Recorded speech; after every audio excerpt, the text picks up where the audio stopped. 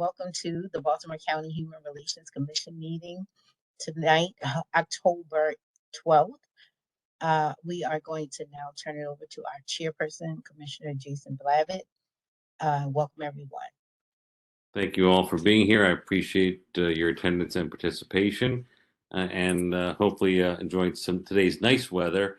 Don't know if tomorrow's going to be as nice, but we've had some very nice days. So hopefully that gets us in a positive frame of mind and enjoying as summer winds down and fall begins. Again, we all have a lot to be thankful for, and so hopefully all of us appreciate it as we celebrate holidays and birthdays as well. With that, again, the only thing I wanted to specifically share out of my report is that the search continues for the next executive director. Ms. Speaker Peoples Brown will still be the interim chair of executive director of the commission, and I've been in touch with her, and that process continues. So again, searching for a candidate that really is someone who is able to fill not just the commission's role, but there are several other roles that this individual will be responsible for. And the county is being very thorough in the search so that we can do it right the first time. So obviously, when Troy Williams, the former executive director, left, he had a lot of competencies that he brought to the table, and obviously looking for an individual that would have that as well. With that, I also want to turn it over to those commissioners that are present. If there's anything out of your district, any events, concerns, opportunities that you wanted to share with the commission as a whole. If you are, please, yes, Commissioner Jamil. This month, October, is a statewide bullying prevention month in Maryland. So the recent research that was done by one of the civil liberties organizations was that at least 50% of strictly the Muslim students have experienced bullying, and but they are reluctant to report because, number one, they do not know their rights, and second, they are afraid of retaliation.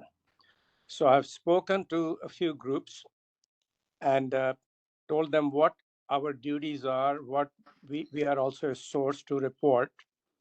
At the same time, I also addressed the Board of Education to remind them of the Anti-Bullying Act of 2012, which requires the school systems to review, train, and enforce the practices that would prevent the bullying.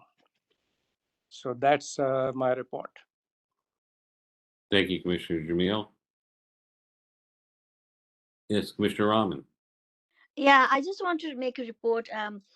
One of the parents had told me that in her daughter's class, she is in high school, and that she reported that they were teaching about Islamic history, and they had all wrong information. Not only that, they had pictures of our Prophet Muhammad Sallallahu Alaihi Wasallam, and you know, that is something we are totally against it because we don't know where the pictures are coming from.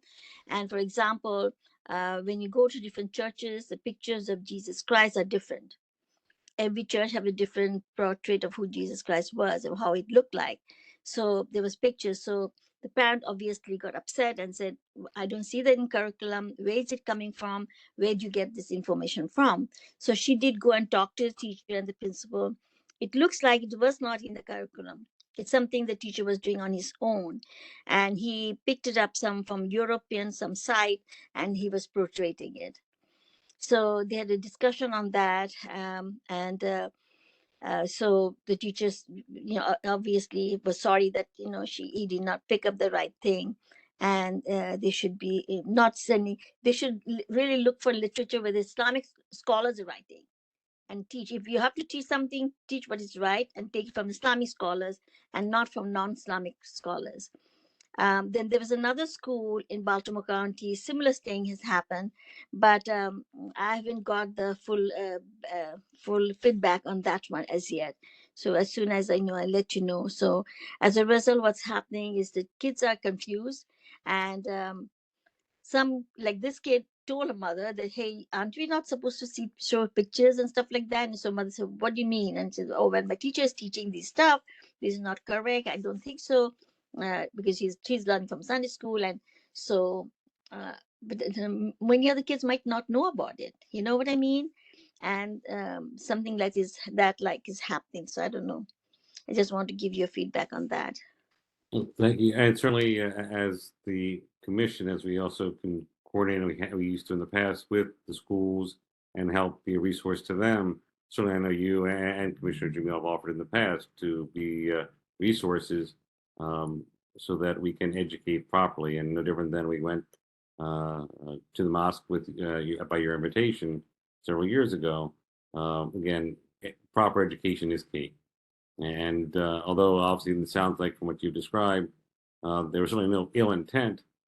That aside, you still want to teach the right thing when you teach students. Any Uh, other commissioners?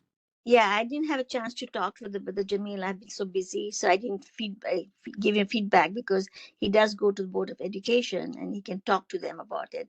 That what is not in curriculum, they should be not teaching. Number one. Number two is they should get the correct things to be teaching the kids. So yeah. So anyway, that was my report for today. Thank you And very much. just an FYI, uh, we had demanded the audit of the Baltimore County school system's curriculum in 2004, because in their social studies and some of the resource materials for the teachers was full of misinformation in comparative religion about Islam. So the board had been resisting to review. So after we called for the federal audit, I was on the committee, and in 2008, the curriculum was corrected. So I think it's probably might be a time to request further review. Thank you. Thank you. All right.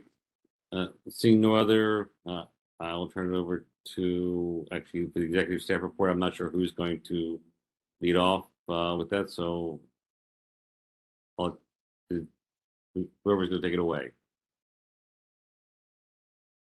And Ramona, We're gonna turn it over to our our yeah. executive director, our interim executive director, Savitra Equals Brown, to give her report, and then I'll follow after. Okay, thank you. Okay, thank you. Good evening, commissioners. Thank you all for your attendance, for your commitment, for your interest in serving in the commission. As Chairman Levitt stated, we continue our executive search for the Director of Human Relations. And so as soon as we have the administration has made it a decision, we will be certain to, of course, notify Mr. Chairman, and of course, notify the entire commission as well. We do anticipate, hopefully, having that announcement, at least an update that's a more sufficient update by the next meeting in November. So thank you all again for your patience in that regard. We also acknowledge the 2 at-large seats that are currently open. We are beginning to review the resumes, the applications that have been submitted. And so also by that November meeting, we hope to have an update. It has to go through, just as each of you got to your respective roles, there was an approval process, a thorough review and an approval process. And so just given some of the competing priorities throughout the county, we hope to have a decision by the November meeting, but if not, definitely before the end of November. And that is all of the updates that I currently have, and I'm happy to answer any questions anyone has.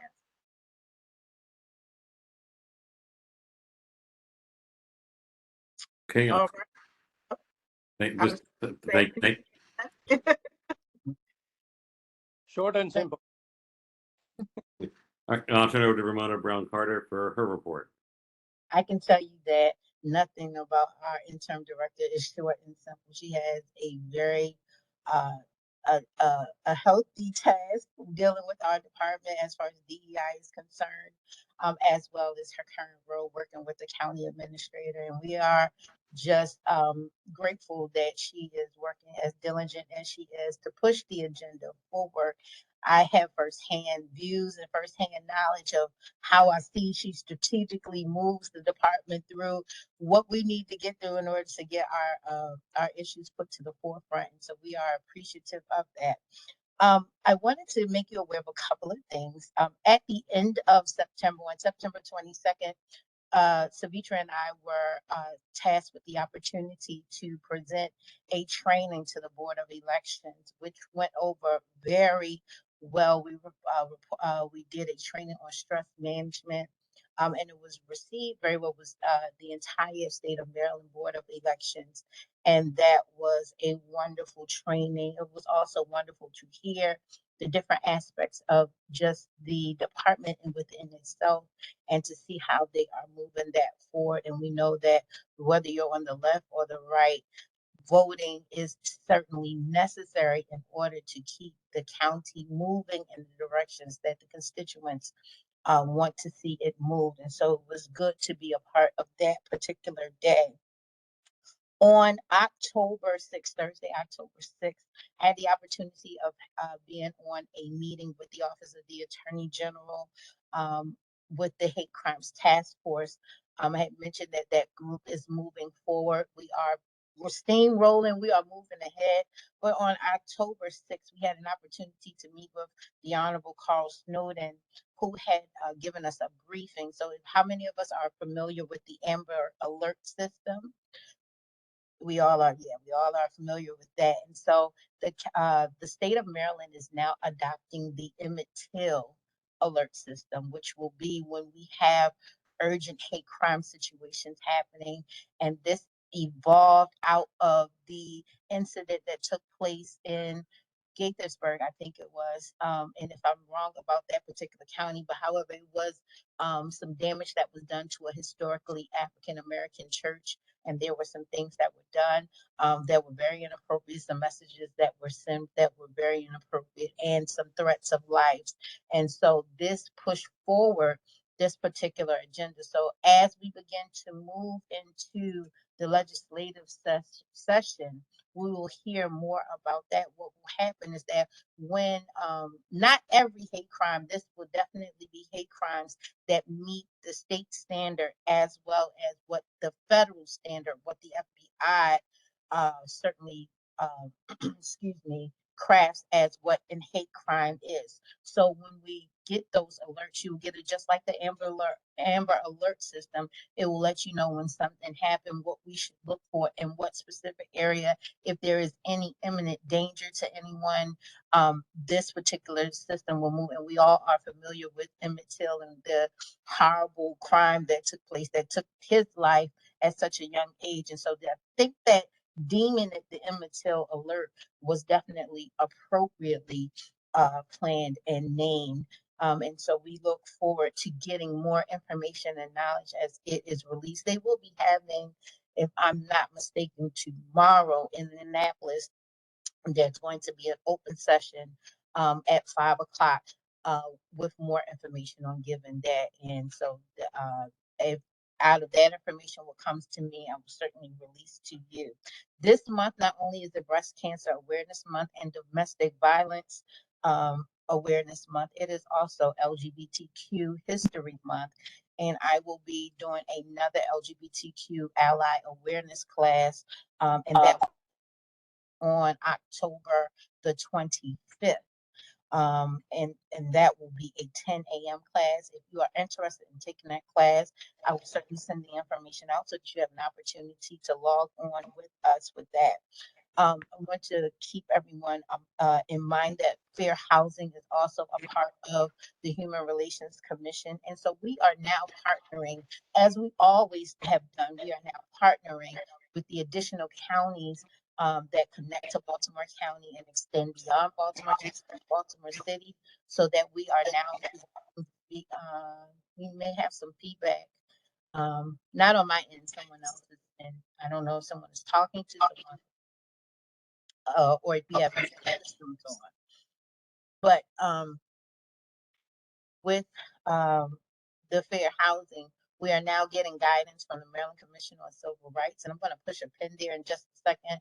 But as all of the counties, as we begin to understand what we need to do in order to stay in compliance with fair housing, to understand in order to get financial restitution, in order to issue fines, and what we need to do across the board. There are some counties that can do it, some counties who have it's set up in their laws, but we all want to promote the same awareness, like the source of income, certainly accessibility to fair housing, and that is from any whether it's racial or source of income, whether it is ADA. We want to make sure that we are fighting for the rights of our constituents, and so we will certainly be working with the General Counsel Glenora Hughes, as well as the Deputy Director Cleveland Horton. They will be working with us, and this is going to be an ongoing meeting with the county. So we are all working together, and our next meeting will be in November. We met this month on the 3rd, and we will meet again next month in November.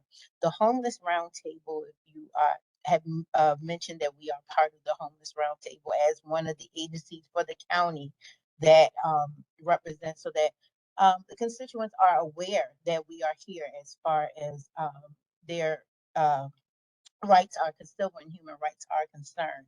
We have changed the name because I am the chairperson of currently the Racial Disparities Committee. However, we understand that it's more than just racial disparities. And so we are renaming the committee as Addressing Racial Disparities and Equity, as well as giving us an opportunity to promote more of an awareness and to include those conversations that need to be included.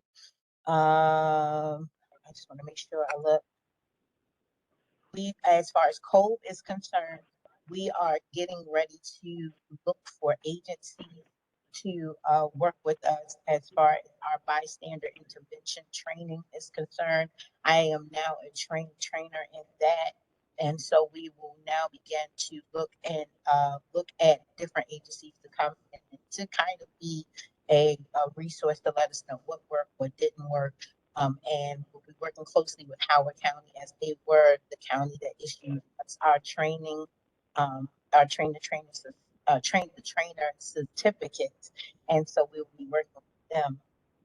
I think that may be it for me. I know that was a lot to take in at one time. But as far as know, that we try as hard as we can is to keep our hands on the county and as well as our partners. And so I solicit your help. If there are any issues like Commissioner Brahman and Commissioner Jamil brought to us today. If there are other issues in your community that you feel as though they need to be addressed, please bring them to the table. Please call the office and let us know. Email me and let me know so that we can try and address those issues head on, so that we can be proactive instead of reactive. That is our approach in this particular season. We need to be proactive. I think that may be it. And when I said I wanted to push a pin, when I mentioned the Maryland Commission on Civil Rights, I see your hand, Commissioner Isaac. Give me 1 second. I'm going to get to you 1 second. We do have our guest, and Gary is here from the Maryland Commission on Civil Rights, and I believe she has a few programs that she wants to bring. She wants to bring before the committee, and so I'm going to ask Commissioner Blapp if we have a moment for her to speak. Is that okay with you? Certainly, I don't. Let me just, as far as your report, is there any other comments or questions on your report itself? I want to give anyone an opportunity. Okay. If not, then I certainly turn it over to I don't know whether Gary, what you want to, if this is now a good opportunity, or I don't know, Commissioner Isaac. I saw it going back and forth, so I'm not sure. No, I can wait. I can certainly wait. Whatever's easier for all of you. I just have a question. Okay, I'll wait. I'll defer, and Gary, please, love to hear some opportunities there are for the commissioners. Sure. It's just we have a number of upcoming webinars. I don't know if you all are subscribed to our mailing list, but we just want to make sure that everyone's aware that they're taking place. So on October 20th, which is a Thursday. We have one coming up called Applying a Latinx Lens to Diversity, Equity, and Inclusion. And we have a guest speaker who will be discussing a range of issues. This is to celebrate Hispanic Heritage Month and just, create a general awareness about inclusion. We also have on Wednesday, November 2nd, religious accommodations in the law with our in-house counsel, Glendora C. Hughes. And then on December 7th, we have with Glendora again, disability reasonable accommodations in the law. And we just wanted to extend the invite to you all. I can make sure you all get the flyer if you all don't have them. And we would love for you to attend. We'd love for you to share it with other people. We just have great information we like to share. So I just want to share it with you all tonight. Thank you very much. Thank you. If you can forward those directly to Ramona Brown Carter, and that way she can distribute it to all the commissioners, even those that are not on this evening. That would be great. Sure, I could do that. Thank you. Thank you. And excuse me, Mr. Chair, I just wanted to flag that there is someone who has joined by phone. I did know that I was going to, after Commissioner Isaac, I was going to, but if you can, whoever has just joined the commission, join the meeting, can you identify yourself, please? So yes, hi, this is Commissioner Blount. Good evening, everyone. Oh, okay. Commissioner Blount, thanks for being here. I'd say you look as good as always, but that's not true. So, but we look, we are glad to hear your voice. Yeah. On a side note, I've just had to rush to the hospital. My grandson injured himself, so that's why I'm calling by phone. All right. Well, certainly, family comes first. So please do what you need to do first and foremost. Once we finish the commission meeting, if there's anything I can do offline, feel free to reach out directly to me as well. All right. Thank you so much. I appreciate it. Commissioner Isaac, you had a question. Yes. So I think all of the, efforts that are going into the different areas of concern for our community are wonderful. So I do want to applaud you all for all of your commitments, within your districts. My only question is pretty much relating to much of the aggressive behaviors that we're seeing. The Baltimore County incident in school yesterday made national news. How are we addressing those type of situations, from various levels within our community? Does anyone know? Well, I have a comment on that. The society as a whole has lost civility. In my last 52 years, the rate of crime has only increased, and these children are the product of that society. So I'm not sure who is to be held responsible other than just the parents. The discipline comes from home. So I don't think the onus should be on the school system or anybody. I believe I understand. I concur with your frustration, Commissioner. I think what Commissioner Isaac was more so directing was that is there anything within Baltimore County that's being a focus of how to address, even though we cannot address what's happening at home directly, whether it's through the schools, the county, any other opportunities, or to provide resources and actually in conjunction with the police as well, be effective. So I don't know if Ramona or Brown Carter, our executive director, has anything that wanted to share. I'm not familiar with anything that's being actively done differently, Commissioner Isaac. So one thing that we talk about the lead of our administration and our county executive, and then as far as the public school system and the college system, we have limited accessibility in those areas. And so we have to be very cautious, even when you're being commissioners, be very cautious in how you lead in conversations or how you respond in conversations. But we always take the lead from the county executive and we follow suit. And so when they ask or need our assistance, I am certainly willing to provide myself, to provide whatever resources we have within our uh, within our office powers. But we certainly cannot step in and within without request of the county executive. Okay. And just to add, just to add to that, the other stakeholder in all of this, of course, is the police department. And so we work very closely with the police department as it relates to the various incidents. I think that this also brings forth an opportunity for the commission to identify and recommend strategies to the administration, to the school system on ways to address um, the social behaviors that are coming forth throughout the school system. I'm happy to work online, identify some best practices because we're not unique. We're not the only jurisdiction that is facing this challenge. But to see across the country what some viable solutions that we could perhaps bring in, and if also to have maybe some subject matter experts come and speak and present to the commission, to just information about the psychology behind it all. That too may lead to a very positive outcome. Just hearing from subject matter experts. Those would be my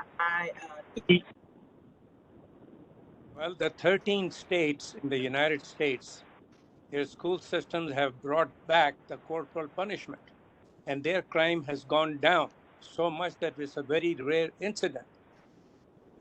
I know that it's not a very favorite subject or a favorite recommendation, but I think that's one example. Maybe we need to reconsider that for those who break the law. I understand. Again, I have to indicate that we do have limited authority as far as the Baltimore County Human Relations Commission in our scope and what we can do and the authority that we have. But to your point, again, the concern is genuine, and it's obviously that the concern is genuine. Commissioner Greer, I believe you had a question. Yeah, thanks. Quick question. I have experiencing a humongous influx of cases, elder expectancy, and so I just asked for the commissioners to kind of rank up their. Actually, Commissioner, I don't know if it's on my end or others. What we're getting needs to be every other word. Can you hear me better now? Yes, you're clear now. Yeah, I apologize to repeat what you said, but I'm sorry we did not. Oh, I didn't get it. so I've had a huge influx of cases where there's been a lot of financial exploitation for elders, and many of them have been in Baltimore County.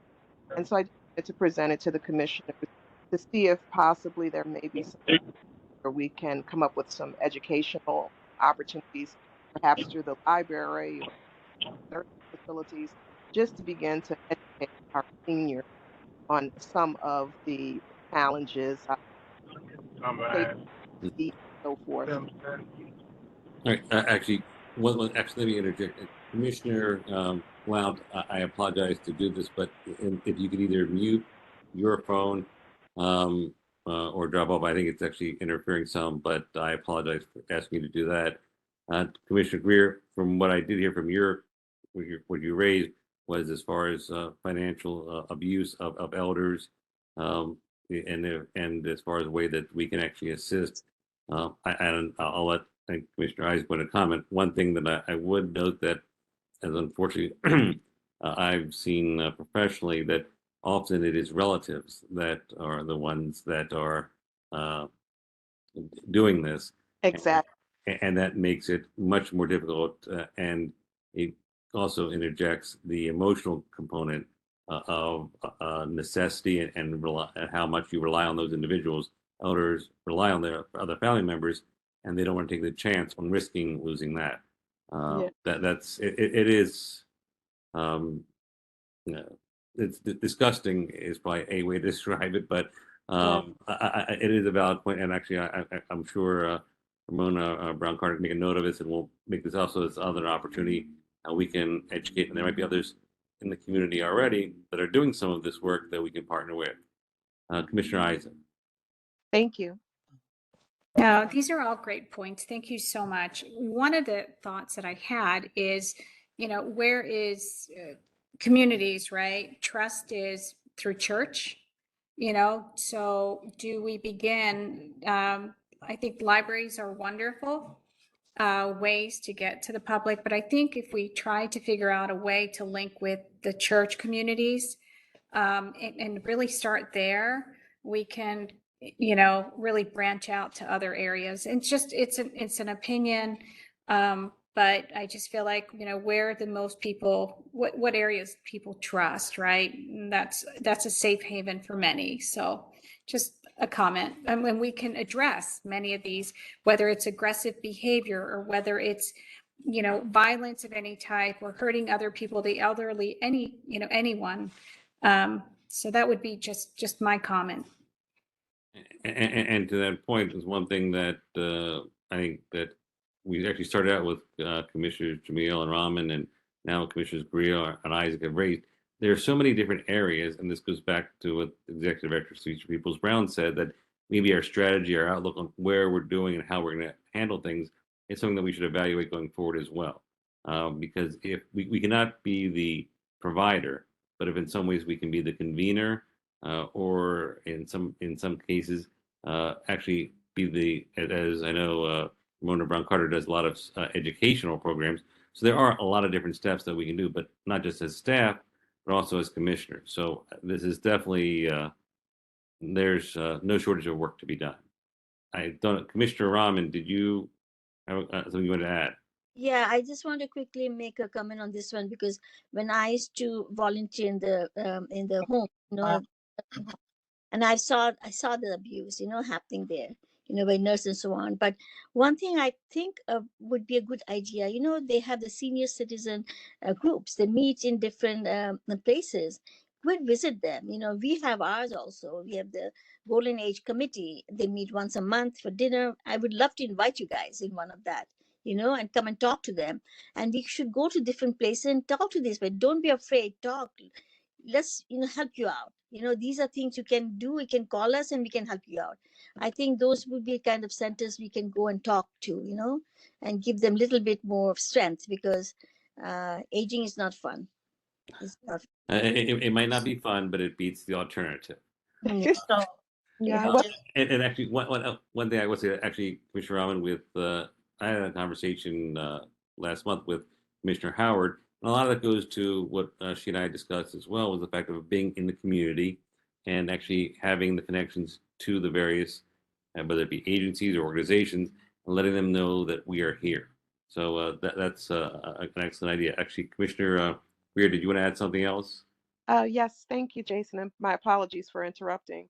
I just wanted to extend to all of the commissioners, and particularly Commissioner Rahman that just mentioned the Golden Age group. I would be more than willing to, if you want to reach out to me, to come out and share some information just from the legal aspect of things, and some of as you well know, Jason, some of the loopholes and areas that you can face some exploitation to try to help in that area. I would be available to do that as well.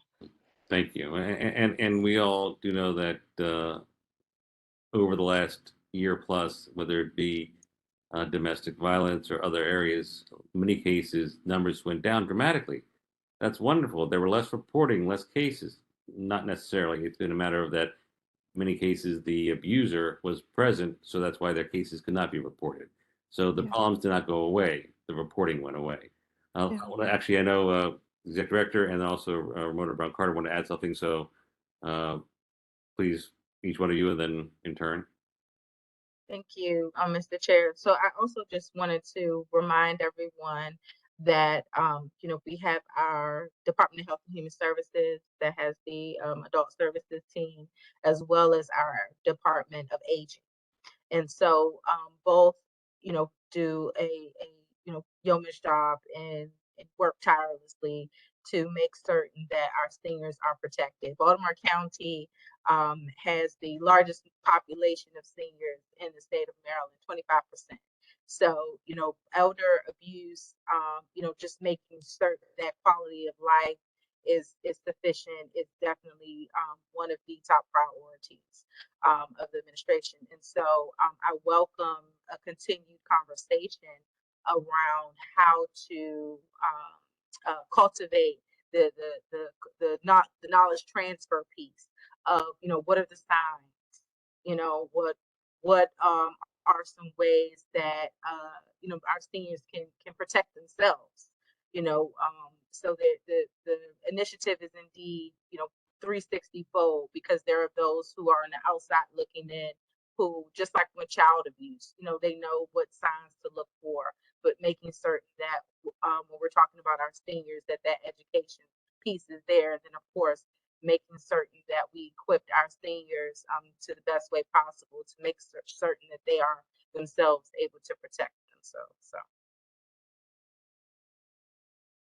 And I just wanted to add to what Savitra took directly out of my mouth what I was going to say, but I wanted to add that Donna Bills, who is one of the deputy directors of this Department of Aging, did reach out to our office, and she and I are working to begin our connection with the Department of Aging again in some sensitivity classes. And this could be another caveat that we can add to that. So Commissioner Greer, thank you so much for putting yourself out there.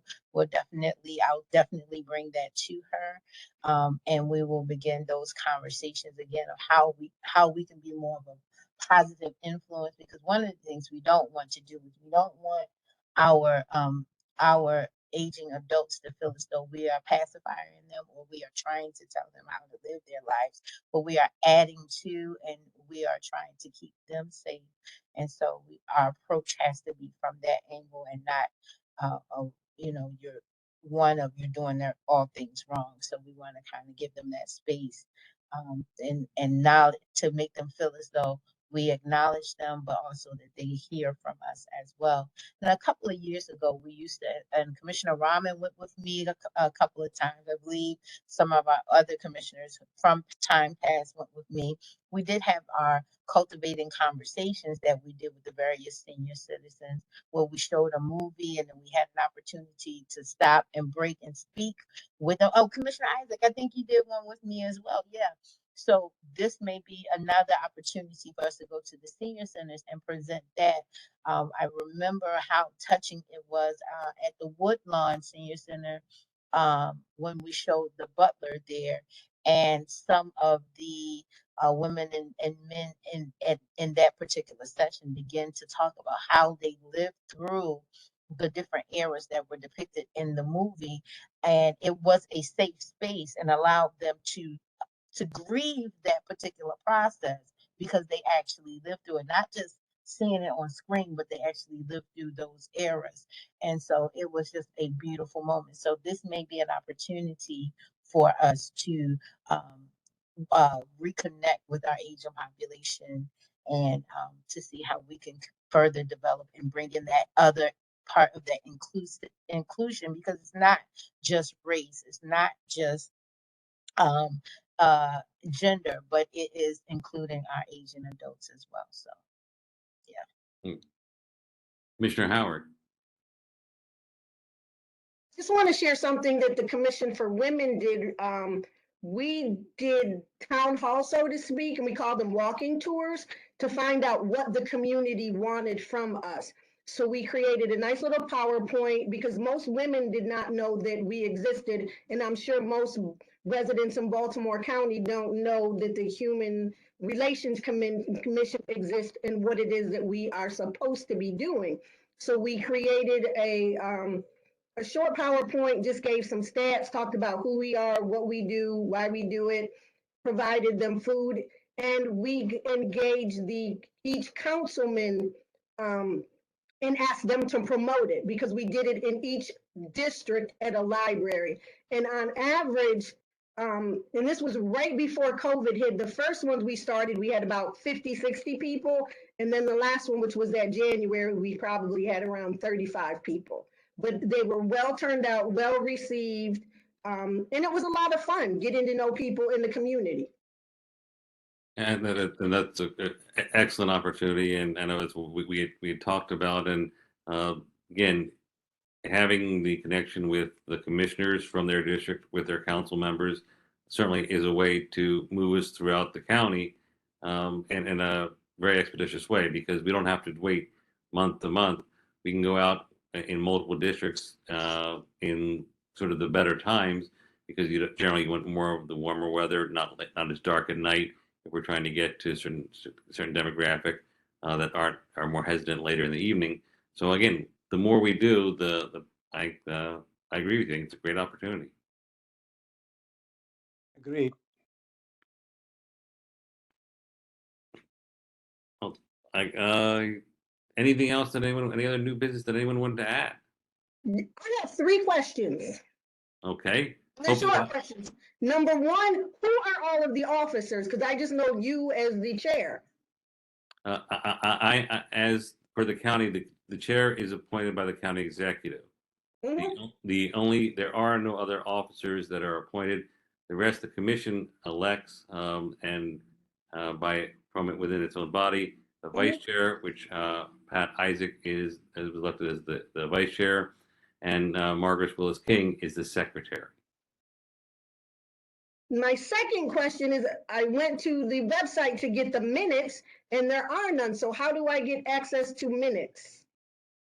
That is a work in progress, and with technology, we had them previously. I know there were some on the site. A lot were being worked on.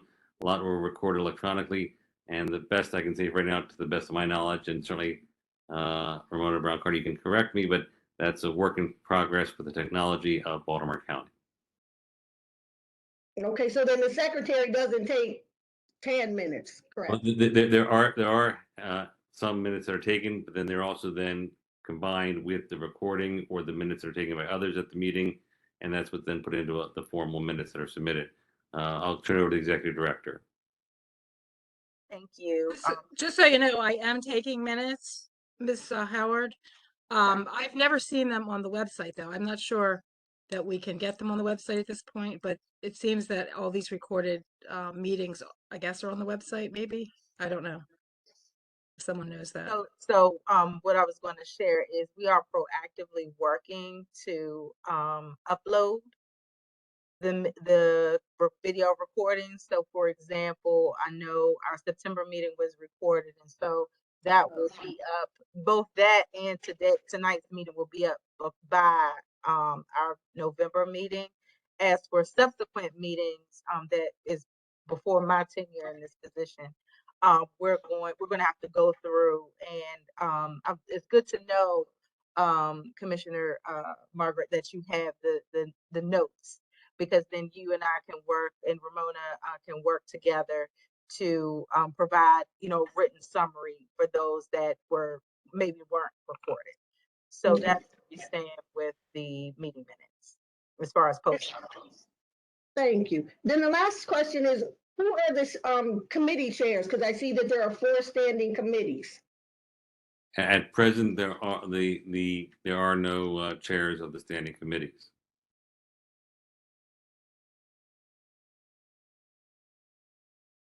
Okay.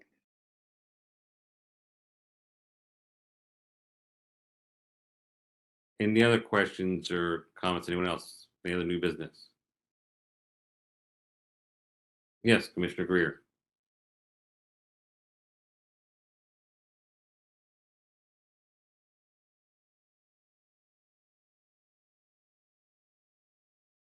Are you still there, Commissioner Greer?